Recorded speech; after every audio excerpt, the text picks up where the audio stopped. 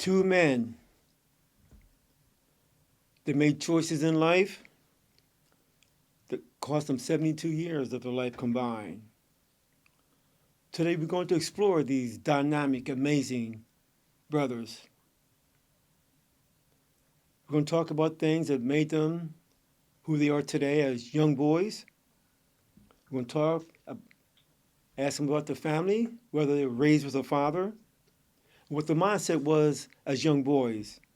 And they can transfer it and share it with these younger boys.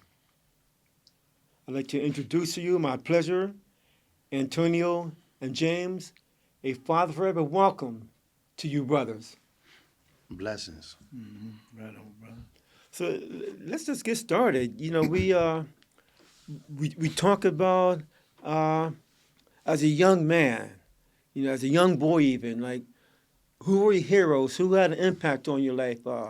Was there a father in the home that helped develop you to see life in a different manner? Either one of you guys, you can start Well, off.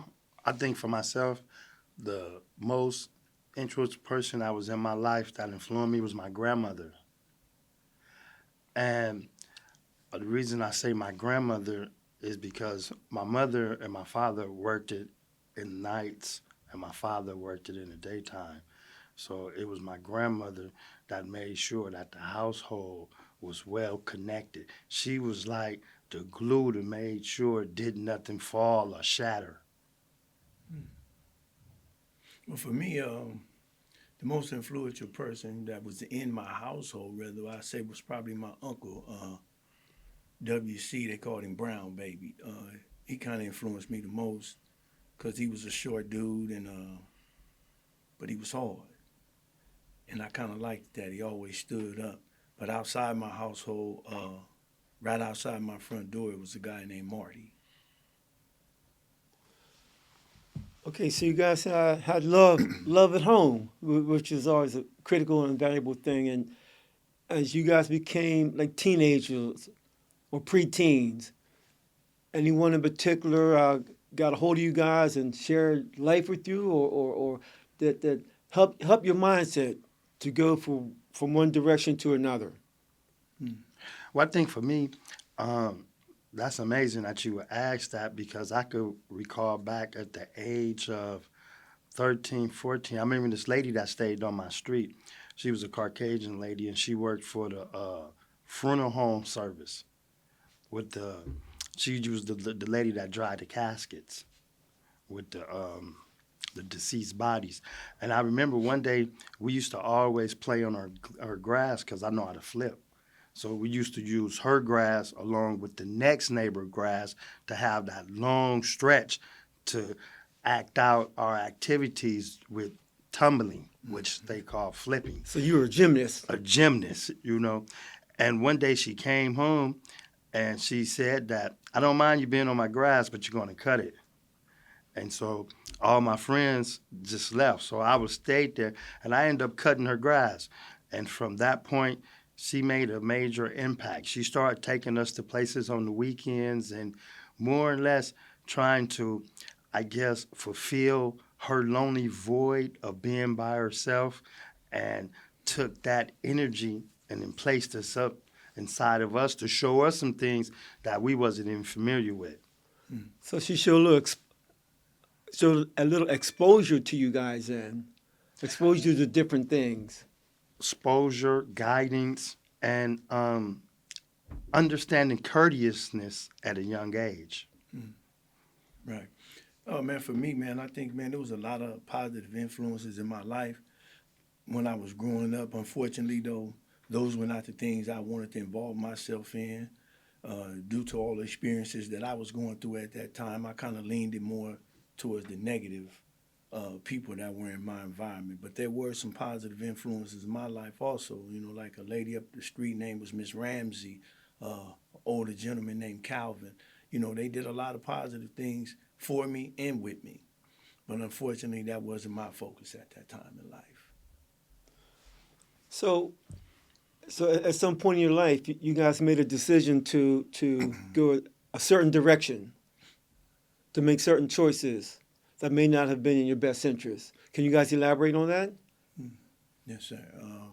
Yeah, for me, it became down to a point of popularity, as I still believe that it exists today. You know, for me, man, it was more of I wanted to be identified as someone because not only am I thinking that I felt that I was no one, I believe that I was always the root of someone's joke, and for me, I just believed that I lacked that attention, I lacked that acceptance, so I started to seek out and do everything I could do to become that center of attention. You want to be somebody. Absolutely. So I started to do all the things that came along with receiving that negative outlook because the environment that I was in at that moment, the gangs were fairly new, and I wanted to stand out. So I began to act out, man, to stand out. And unfortunately, those things came with that pat on the back, that acceptance that I believe I wanted. So I thrived in that environment. And you became somebody. I became somebody. I created uh, what we would probably call an alter ego. And that person was able to obtain me some of the things that I believed at that time as a youngster that wasn't fully emotionally developed to make a righteous choice. And unfortunately, I leaned towards those things. The allure of doing wrong it way outshadowed doing right for me. Um, I say for me, I think that it was a situation of low self-esteem mixed in with the combinations of just being acceptance, just being accepted because basically our stories is the same. It's just our experience is different. Yes, sir. That's just the only difference is that he grew up on where the East End. He grew up where the East Side End, and I grew up where the West Side of South Central begins. So that's just the only difference. You know what I'm saying? So a lot of our interacting that we had is similar. It's just that some of us took choices and decisions and allowed them to be distorted, and some of us allowed the distorted issues to become positive with our own thinking and thinking that this is the right thing. Because the only thing that we're doing is emulating our role models at that time that we thought was, ooh, there go Big Jack. We gonna be like Big Jack when we grow up. That was cool. That was cool. Big Jack got a Cadillac and about 4 or 5 women up in there. Right. And we want everything he want. If he's the best liar in the world, we gonna be the greatest liar in the world. So it became a thing to where that when we emulated our role models that we was giving in that moment to go outside and live that lifestyle. Because that role model aspect only comes when you live that lifestyle and that culture in that environment because we got choices.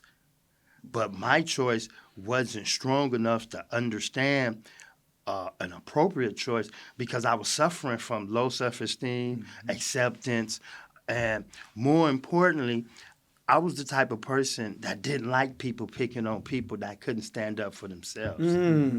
So by me joining into a culture that I knew nothing about the role models, on top of a distorted way of thinking, as well as a chip on my shoulder on not liking people that take advantage of more or less people that's not willing to be violent. So all that dynamite together, once the fuse was lit, it became out of control. Right. And it's a controlness to where not that we understand, but it's a controlness that lives inside of us for so long until we're able to understand why did I act like this? That's a key point, Antonio, because the key here is understanding. Right. So many times we have made choices in life that we have no idea why we make them because we don't understand. First off, you may not know at that time, but you make a choice. There's a consequence behind each choice that we make, and a lot of times that is just overshadowed. Yes, sir. Yeah, we never look back, man. I can only speak for me, man. When I speak on things like this. I can only speak from my experience. And I understand that, these things that we must identify in our lives that have altered it in so many different ways is that we look at the situation and we find some form of glory and some form of laughter in the things that we did, that we never really took the time to sit down and identify, why did I do such a thing? Right. And even for me, as I had become my recovery, I look back and understood that I've hurt a lot of people in my lifetime for reasons that had nothing to do with me. And I had to realize for myself and sit down with that and identify that, why did I be so willing to hurt this person for a reason that had nothing to do with me? And I had to come to the understanding that I did what was expected of me, not necessarily what I wanted That's to right. do. Expectations from your My role peers models. in my streets and what I believe that I wanted my infamousy to be. I wanted to be seen as this certain kind of person. Because you're somebody, you want to keep that going. I want to, give it some speed because I identified that, that shift in my life, that paradigm shift when I went from being cool little James from up the street to somebody you want to avoid down the block. And I identified that shift in why this occurred. Right. But as I said before, there could be no growth within, and I hate to use the term anyone, but if we never identify what it is we really wanted or identify the reason why we created such a carnage in our past, only speaking for myself, that I won't be able to change the person that I am or the person that I was. I will continue to create victims in my path. Right. No, I agree with that because, the one thing that we must understand is that change and transformations is two different entities. Change is just doing something different from what you did before. Transformation is rewiring the thinking and rewiring everything from out of your past to be conducive in your future. True story. With appropriate choices and decisions. And you said something that jogged my memory. Just reflecting back, man, the lifestyle that we live, and once we go outside, the role models that we pick, a lot of times it comes from social media. Because reflecting back, I can remember a time that, here it is, I'm not even knowing what all these other people got going on inside their house. But we used to watch Bruce Lee, and when Bruce Lee used to go off, and it's ironic, everybody used to shoot out their house at the same time and do karate on each other, not even knowing that at that age, we're emulating violence. We're creating a dynamic for a future that we don't even know exists right now, but we're continuing carrying the behavior at a young age. And then once we get to kicking everybody and all that and going back, we go back inside the house to catch the next program. Right. That comes on at the other aspect. And if that program is not violent, it becomes a program to where we go out and we sit down and now we discuss it. And the reason I brung that up is like that because it's the different patterns of behavior that we emulate what we see. So if we seeing something romantic and something that can be fruitful, the conversation will be romantic and fruitful. If we see something that's violent and destructive, we're going to act out that behavior to get a better understanding of what it is that's taking us to another level to become more violent. Yeah, that's culture, man. That is the culture. That's a great point. Behavior, man. It's the behavior because, like, he used to teach me when he was in prison. You know what I'm saying? Not only used to teach me, he used to show me, and he used to listen. You know what I'm saying? Because a lot of people say, well, I taught him this right here. But you don't never hear people say, well, when I was teaching him, I was listening as well as showing him. You know what I'm saying? So he used to teach me the aspect of thought, action, behavior, or whichever way you choose to put it to where it destroys your life. But in my life, it became the thought, it became the action, and then it became the behavior.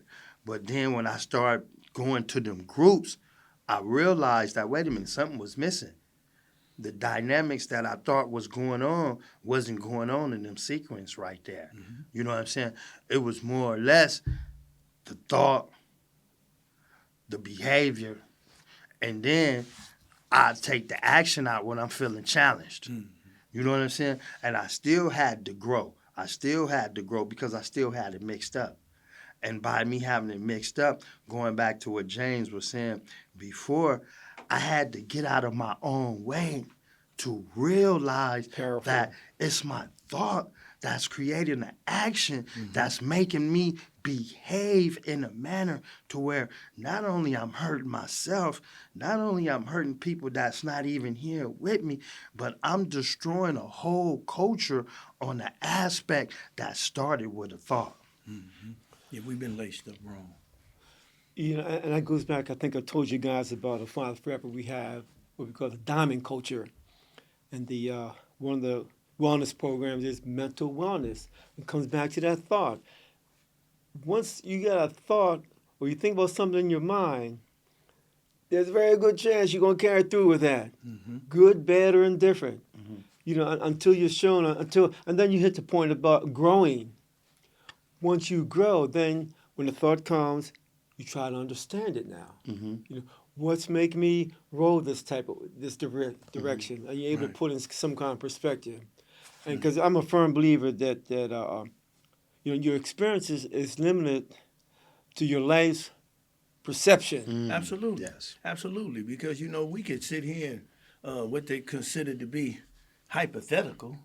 We could talk about that for eons. But when it comes down to reality and stepping back into that, we're limited Mm. because our experiences are limited. Absolutely. As I spoke to you earlier and I told you, I'm 58 years old and I've never seen a kayak until you took me.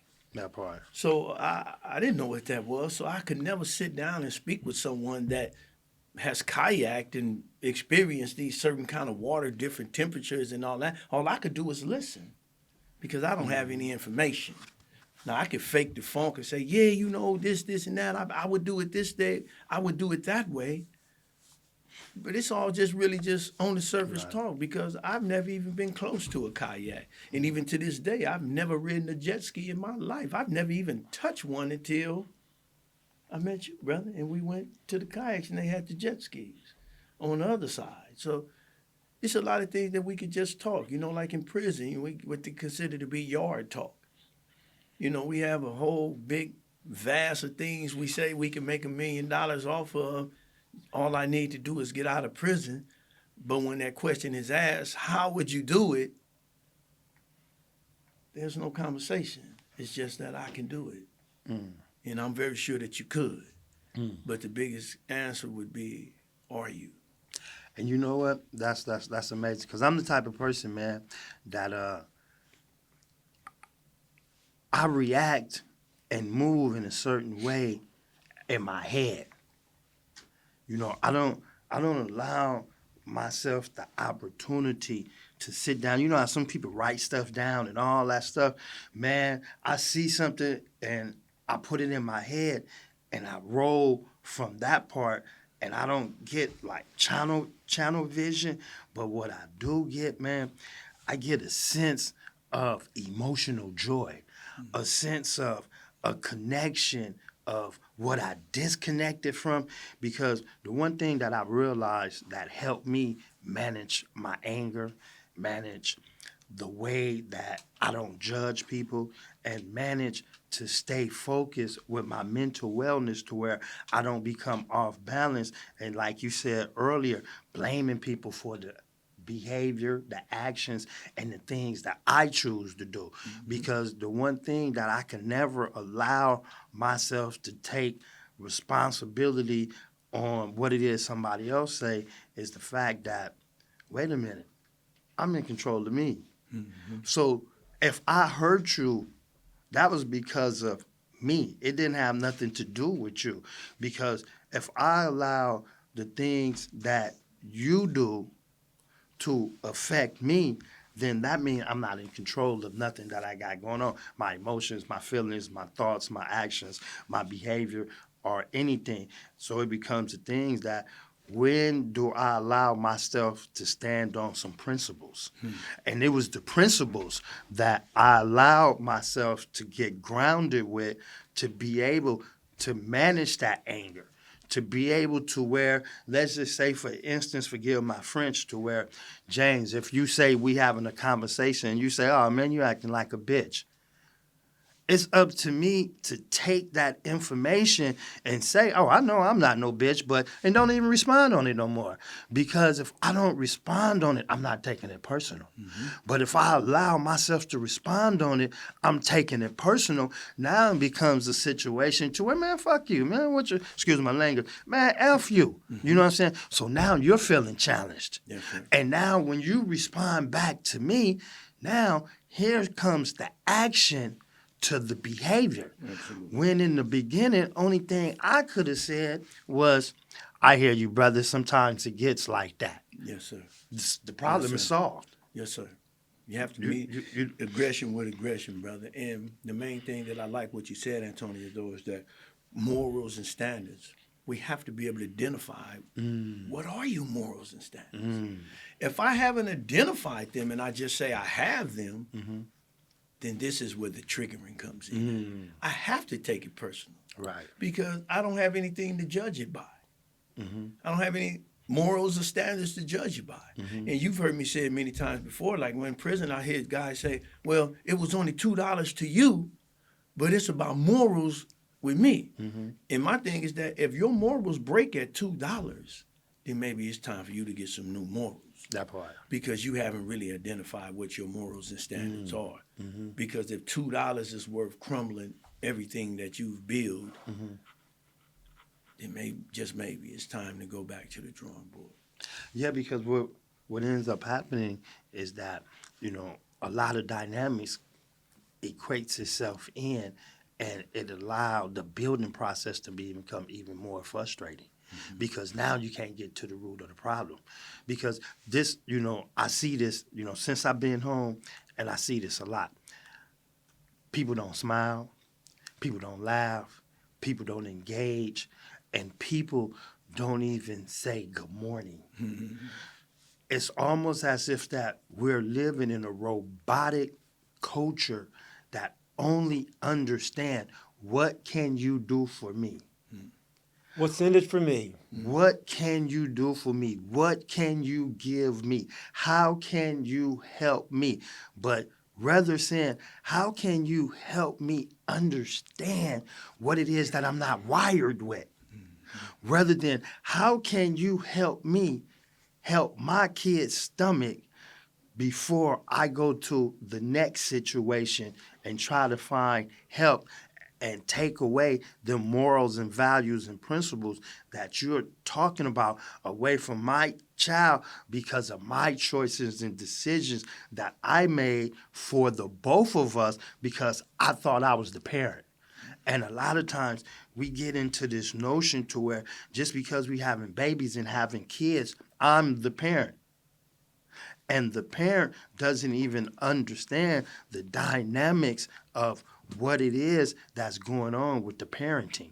And that's just the same lifestyle that we live in the culture when you're in this gang lifestyle.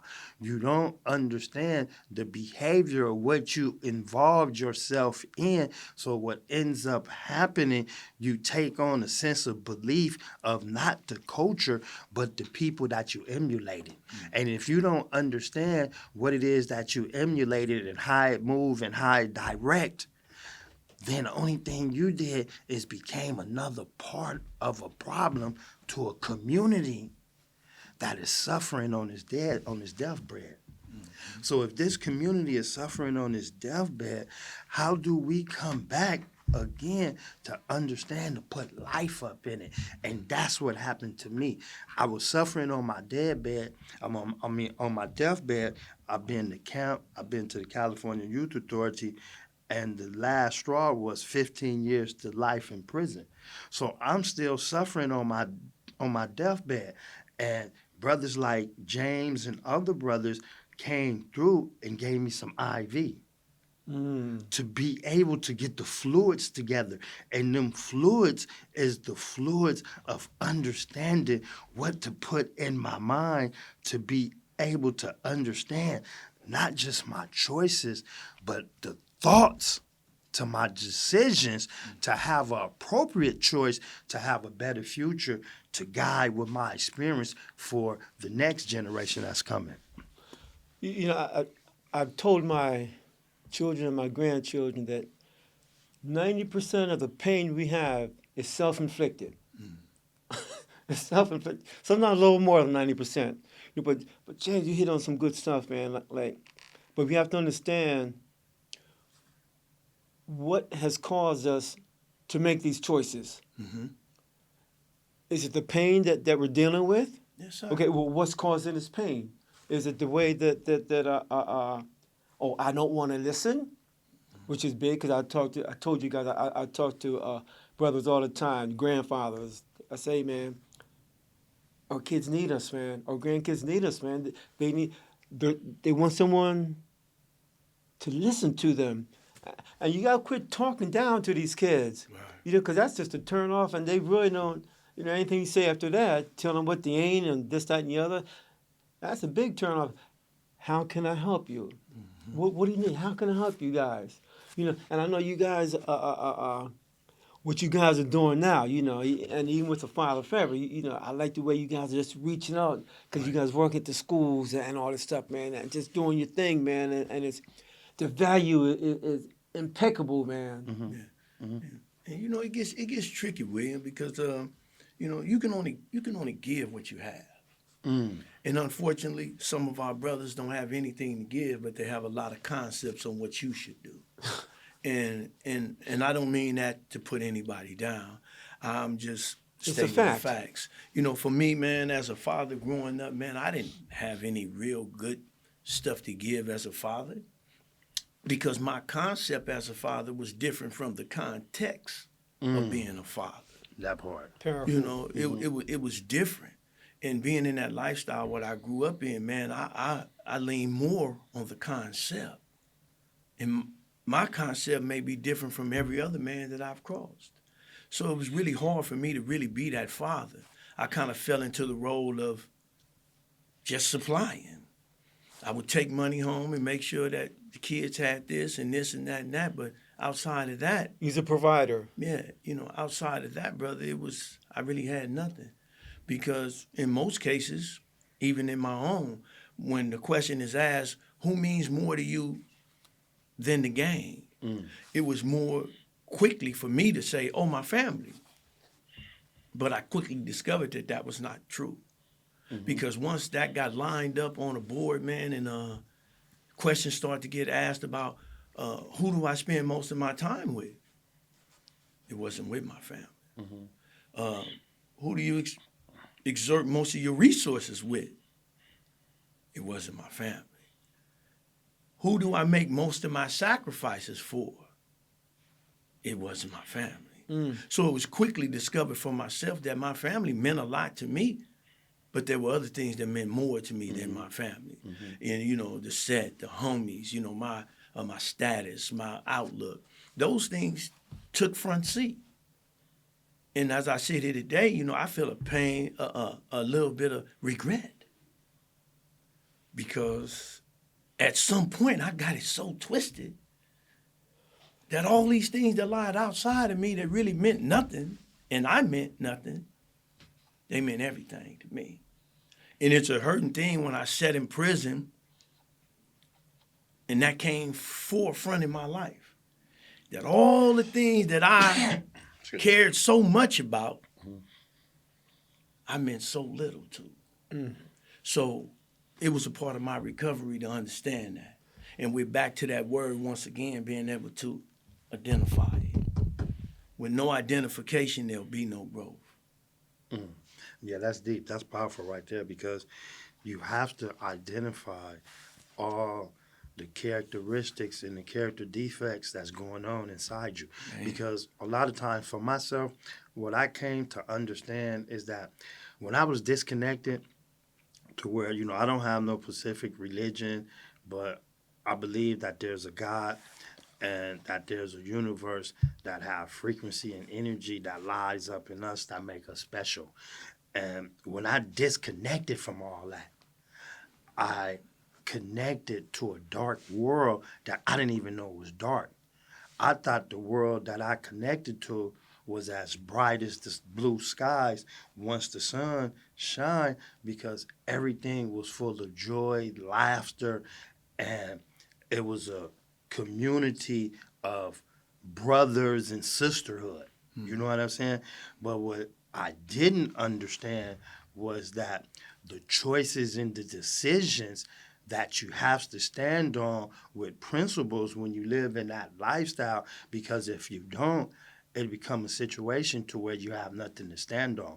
And while I was incarcerated, and right before I have ran into you, I always been a seeker of knowledge, wisdom, and understanding. But I never was a seeker of understanding what was causing the problems of me hurting others from within. Right. Because the things that I valued was the things that I seen externally, rather than valuing to understand the things that's wrong with me internally. And once I was able to get that under control, then that's when I started running into you, and you start giving me not an outlet, but a manufacturing book on how to understand what it is that you're doing from your thinking. Right. Because if your thinking is not right, your internal issues ain't gonna be right. So you gotta allow yourself not to change the thinking, but stand on a foundation of a transformation that can be conducive, that can help the internal growth become more fruitful. Like, it's almost to where when we eat the wrong things, when we eat a lot of potato chips and all stuff with cholesterol, we clog that artery up, and don't know circulation comes through. So when that circulation don't come through, now that blood is allowing you to be wheezy and dizzy to where you may fall out. But in the lifestyle that I chose to live, I didn't have no circulation of positive mindfulness, positive compassion, positive energy to be able to be nice when somebody walking out of a door and open up the door.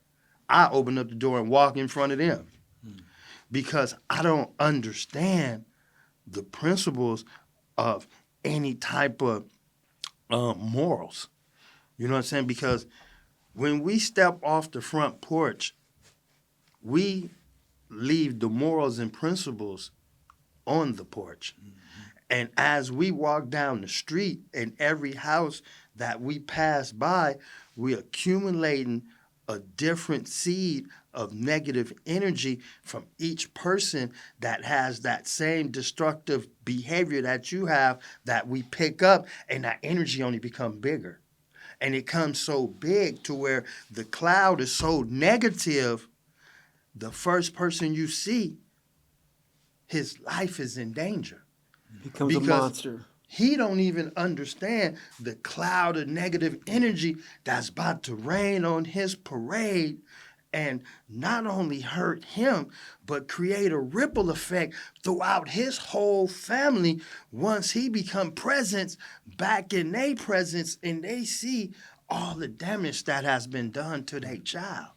And when I see that right there, I realize that my disconnection was a disconnection from the Father that I chose to damage. But once I ran into brothers like James and other brothers and reconnected, not just with universal energy, but reconnected with things that I didn't even know existed in me internally, that now I can smile, now I can breathe, now I can be vulnerable, and I can cry without listening to the reflection of my brother, my father, my uncle saying, only, excuse my words in this culture, only sissies cry. Now I feel more manly crying out all that destructive stuff that I brung in from the role models that I thought, like he was saying, like Brother James was saying, that laced me the right way. They never laced me the right way because growing up as a child, we found many different ways to lace our tennis shoes. Some people did the shoestrings with the apple thing. Some people did the double cross. Some people did the crisscross. But now my lacing is parallel with the original brand Yeah. that I disconnected from soon as I left the front porch. Man, brothers, good stuff, man. Good stuff. Because what I'm hoping for is that mothers and fathers, grandparents, when they see this YouTube channel, this podcast, that they were shared with their loved ones that may benefit and learn from what you guys are saying. Because you guys are teaching a lot of good stuff, man. A lot of good stuff. You know, as far as being disconnected, not knowing why you're not disconnected, to understand, Yeah. you know, your thought process, your behavior. Why am I behaving this way? Yeah. You know, to get to the source of why am I damaging somebody's family by taking something out on someone and they didn't even do nothing. Right. But yet, they're going to be the benefactor of that cloud Right. that you was walking around with. Yeah. And it's a real lack of understanding out here. And as I said before, I'm not judging anyone, but just due to my experience and going through my transformation, man, that I see it, I acknowledge it. I don't speak against it because it's not for me to speak against because it is your experience and it is your life. But I see a lot of lack of understanding to like what he was just saying that someone may say you're acting like a certain thing. I can accept that because you know what? That is your perception. Mm-hmm. That is not my reality. Mm-hmm. And I don't have to go off into a big spin of why I'm crying. Mm-hmm. Because I understand today that crying does not make me weak. That part. It makes me human. That part. And if you haven't got to a place to understand that, You ain't healing. but that is your life. Mm-hmm. And it's not for me to speak against it Mm-hmm. or for it. Mm-hmm. So I just accept it and I move on. I don't carry people's baggage anymore. I try not to. Now, I'm not the best person. I still have my faults that I'm working on. I believe I lack emotional intelligence. I lack connection. And I don't lack it because I don't want it. I lack it because that was the way I shielded myself when I was in prison. Right. I lack connection, so therefore I don't have to feel those things that are uncomfortable for me. So I've set this thing up in my life. Like a while back, me and you were speaking, and I was telling you that it's hard for me to communicate with women. And you were like, you disagree. Well, I only feel that way because I lack that emotional intelligence, that connecting part. And I understand that women require attention. That part. And from the lifestyle that I've led for so many years, I don't give things a lot of attention. And that's a bad thing that I have to work on because now I am in society. And I have to work on that. And I've accepted that. But back to my original point is that there's no understanding out here. You know, it's just my way. If I tell you, hey, Antonio, man, I like a dark-skinned woman or a short woman, you don't try to give me understanding about me liking something. You want to tell me what you like. And that is not the conversation. The conversation was based upon what I like. So let me ask you this question right here, because you said a couple of things that was like amazing. But before I forget, you know, it's amazing that you say that because we all have narcissist tendencies and we don't even understand that we have these tendencies because people say, oh, it's nothing wrong with being selfish. It's nothing wrong with this right here, right? But it's always something wrong with making life all about you. Absolutely. You know what I'm saying? And once I understood that, because I remember a time that we was having a conversation, and it's crazy. We was both on the prison yard, and I don't even think I even went to the board of parole him, but I know I was close within the months, and we was having a conversation. I said, "Yeah, man, when we get out, we could do some things and make some things happen." And your response was like, "Yeah, we could do that." You know what I'm saying? But neither one of us even knew what the future was going to hold for us because we were still in that stage of recovery. So when a person is in that stage of recovery, sometimes we don't really have that understanding to move forward, to carry on what it is that's conducive to the recovery. Only thing we look at is what's beneficial right now. Yeah. Because when we had that conversation, we didn't even take it no farther. It was just a conversation with some words being throughout, rather than, you know what, man, let's sit on the table and get a pen and paper and we could write this out and put this in the universe right now. But instead of putting it in the universe in that moment, the universe put it in us in this present of moment that we in right now. You know what I'm saying? And it's amazing because it becomes a situation to where that, and I can only speak from what I see. I can't speak for nobody else. Let me get that clear right now. It becomes amazing and the situation becomes so beautiful because now for myself, when a person asks me, well, what did you do to go wrong and go wrong? I didn't know how to manage my emotional intelligence nor my behavior to my actions because I was in denial with my understanding of my ego, and I was in denial with the understanding of my pride because I allowed my pride and my ego to determine my future Absolutely. and my past. Absolutely. So it was a situation that I was allowing my hindsight to control my foresight to destroy my eyesight. Yeah, I get it. I get it because and see, you just On brought the it, real. but see, you just brought it right back to my main original point is that your experiences are not mine. My experiences are not yours. So when we have a conversation, why does it always have to be what I would do? No, I wouldn't do that, bro. I would have did this. That was not the conversation. That part. But I noticed that out here is that I want you to live your life the way I think it should go. And I want to make everything out about what I would do. You know, I was thinking about painting my car this. Oh, no, man, I wouldn't do it that color. I would do it this way.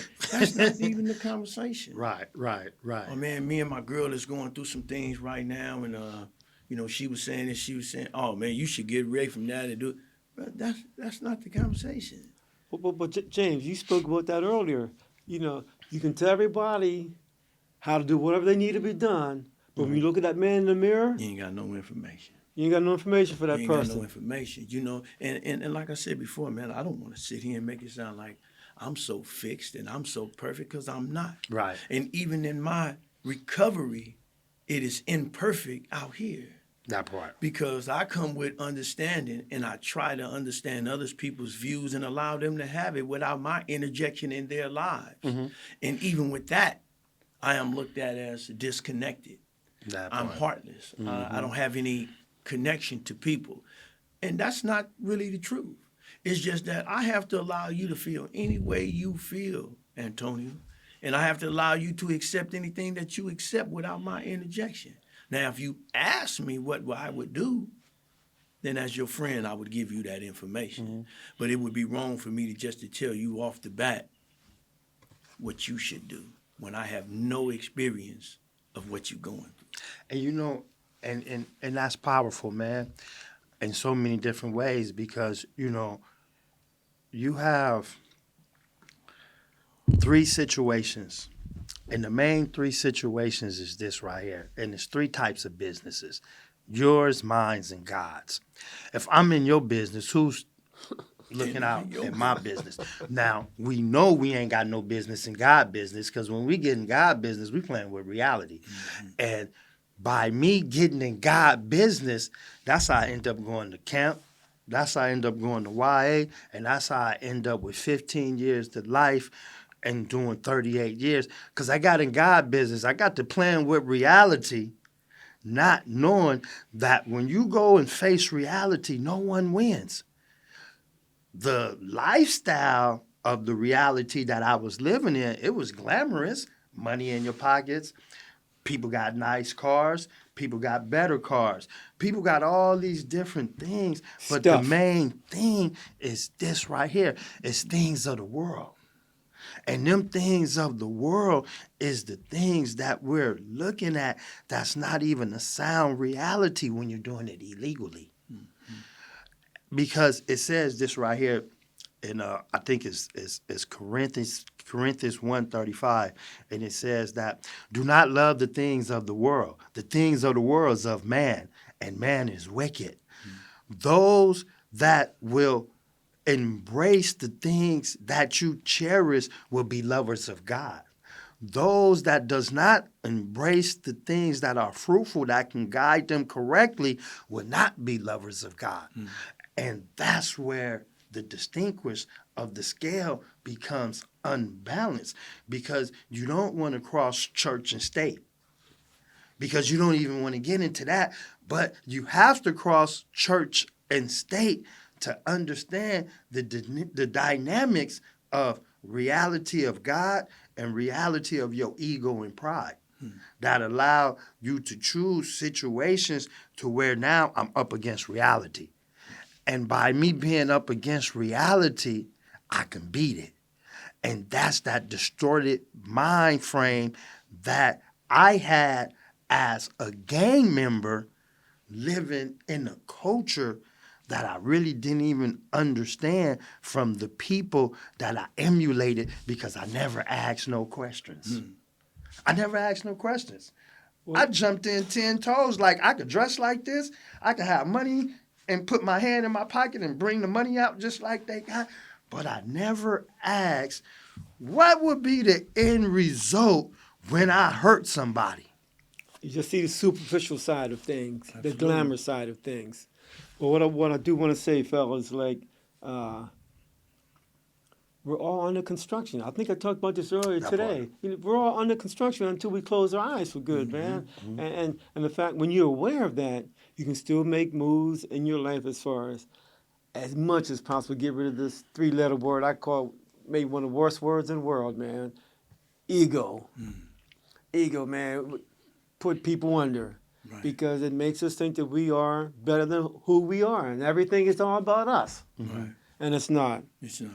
You know, so man, yeah, I respect you guys with your honesty, man, with your transparency, with you willing to share your story with these young brothers, man, because there's a Yeah. world out there they don't want to be a part of. Right.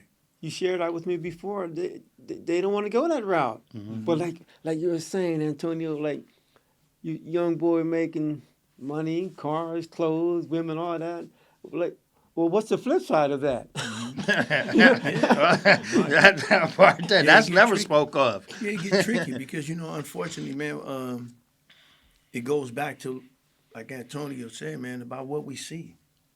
And unfortunately, when I was growing up, I didn't see any guys that had real estate degrees. I didn't have anybody on my block that was flipping houses. I didn't see any firemen on my block to show me that the benefits of being a fireman or the benefits of this, the benefits of that. And I'm not using that as a cop-out, but I'm using that as to say that for me to be able to follow a clean and positive direction, I must have a direction. part. I had no direction, so I had to look around and figure out what is it in this environment that I could be in my young thinking to survive. And the first thing I clamped onto was this dude named Marty. Marty was my hero in these streets. Marty was the guy that exhibited coolness from what you saw on TV Was Marty a father figure to you in some ways. in some way? Even though my father lived in my home all my life, I've never seen my father spend a night somewhere else. I never woke up in the morning and my father was not there. Wow. So my father was a good dude. But he was the guy that did all the things right. But when I stepped out my home, Marty exhibited all the things in the streets that I wanted. He was cool. He wasn't a big dude, but he was well respected. Everybody knew who Marty was around here. So I wanted to mimic that same behavior because in my young thinking, being the butt of people's jokes and ridicule, I wanted to be like Marty. So I did all the things that I could do. You know, when they called me and say, hey man, and we could walk down the streets, guys my age, and they couldn't cross that street and go on that side. Not that they couldn't, but they didn't want to. But when I was able to cross that street, it brought me a little infamy because the guys my age say, oh man, James can go over there. They like James. So all that did was fed my young ego, man, to Yeah, continue ego. doing the wrong things. So when that day came and that time came when someone said, hey, little James, can you climb through this window and open the front door? Hey, man, I was more than willing to climb through that window and open that front door. You know, in closing, because I see we're about to close it up right now, I just want to, and I got to say this because we don't allow ourselves to give homage to our women.